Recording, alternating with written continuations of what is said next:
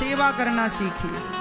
भगवान भी अपनी माँ की सेवा करते हैं। एक माँ से पेट नहीं भरा तो राम बनकर 3 माँओं का प्यार लूटा और कृष्ण बनकर 2 माँओं का प्यार लूटा। एक माँ से तसल्ली नहीं हुई भगवान को। राम जी की 3 माँ, कौशल्या माँ, सुमित्रा माँ, कैकेयी माँ, और भगवान कृष्ण की माँ देवकी और माँ यशोदा। इसलिए बूढ़ों का साथ ना छोड़िए। बहुत सारी माताएं बंगाल की गौरी गोपाल वृद्धाश्रम में रहती हैं। वो कुछ माताएं जिनके बेटों ने सेवा नहीं की। इस क्षेत्र की भी कुछ माताएं हमारे भगवान के चरणों में विराजती हैं। गौरी गोपाल आश्रम वृद्धाश्रम में बेटे हैं, बहू है, नाती पोता सब हैं, लेकिन सेवा करने को तैयार नहीं। निकाल रखा है कुछ बेटों ने अपनी माँओं को। आप ना कीजिए ये सब। द्रौपदी माँ ने अश्वत्थामा को कहा ये दया का पात्र है, गुरुपुत्र है, छोड़ दो। अश्वत्थामा के सिर की मणि निकालकर धक्के मार कर निकाल दिया। अश्वत्थामा के सिर की मणि निकाल ली। उसने ब्रह्मास्त्र चलाया उत्तरा के गर्भ को नष्ट करने के लिए। अभिमन्यु महाभारत में मारे जा चुके थे। उनकी पत्नी उत्तरा गर्भवती थी। उनके बच्चे को मारने के लिए अश्वत्थामा ने ब्रह्मास्त्र चलाया। उत्तरा भगवान की शरण में आई। पाहि पाहि महायोगिन देव देव जगत्पते नान्यं त्वद्भयं पश्ये यत्र मृत्यो परस्परम। उत्तरा के गर्भ को भगवान ने जब शरण में आई मां उत्तरा, तो भगवान ने उत्तरा के गर्भ की रक्षा की। वो गर्भ में जो बालक था उन्हीं का नाम है परीक्षित। अब भगवान जाने लगे तो कुंती बुआ ने भगवान से हाथ जोड़कर प्रार्थना की। कुंती बुआ ने कहा कृष्णाय वासुदेवाय देवकी नंदनाय च नंद गोप कुमाराय गोविंदाय नमो नमः। आज कुंती बुआ ने कहा हे नाथ, हे श्याम सुंदर, हे गोविंद, आज मैं आपसे कुछ मांगना चाहती हूँ। क्या आपको पता है कुंती बुआ ने भगवान से क्या मांगा? मैया क्या मांगा? मैया, ओ पीछे वाली मेरी मां, क्या मांगा? दुख। हे प्रभु मुझे दुख दीजिए। भगवान बोले राम राम, दुख सारा व्यक्ति, सारे संसार के लोग के संसार का प्रत्येक व्यक्ति भगवान से सुख चाहता है और आप दुख मांगती हो। कुंती बुआ ने कहा प्रभु मेरे जीवन में सुख आ गया है, अब उस सुख को पाकर डर लग रहा है कि कहीं उस सुख में मैं आपको भूल ना जाऊं। कम से कम दुख में आपका स्मरण करती थी। हे नाथ ऐसी कृपा करो कि मैं आपको कभी भूलूं नहीं। हे नाथ मैं आपको कभी भूलूं नहीं।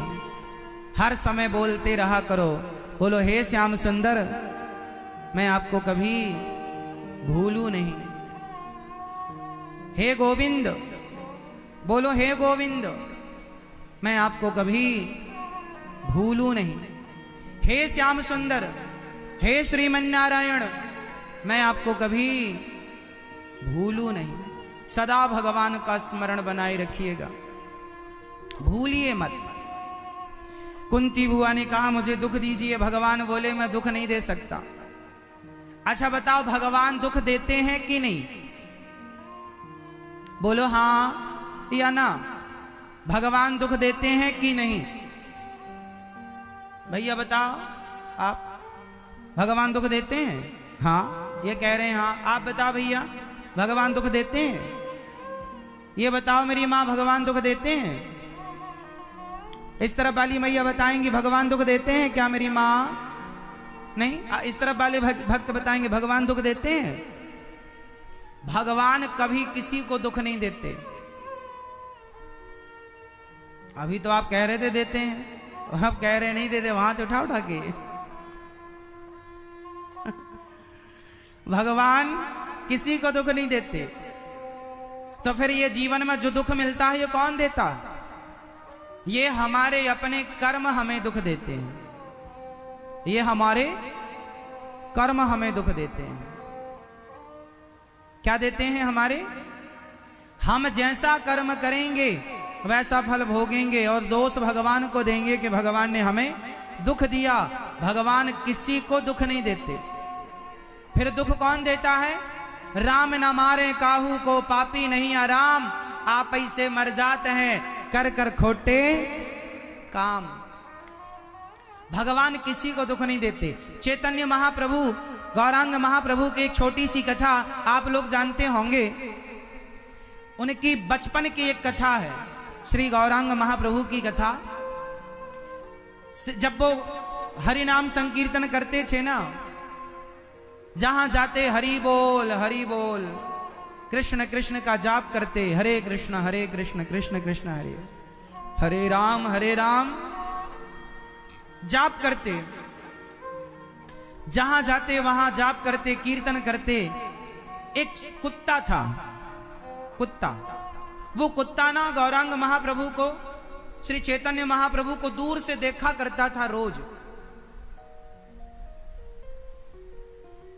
और जब चैतन्य महाप्रभु वहां से आगे बढ़ जाए ना, तो जहां स्वामी महाप्रभु खड़े होकर नृत्य करते थे, कीर्तन करते थे, उस चरणों की धूल पर जाकर कुत्ता लौटता था, लौट जाया करता था। महाप्रभु की चरण धूली पर लौट जाया करता था। एक दिन महाप्रभु की नजर पड़ गई, और महाप्रभु की नजर पड़ गई तो महाप्रभु ने उस कुत्ते को बुलाया, ए गंगादास। यहां नाम रख दिया गंगादास।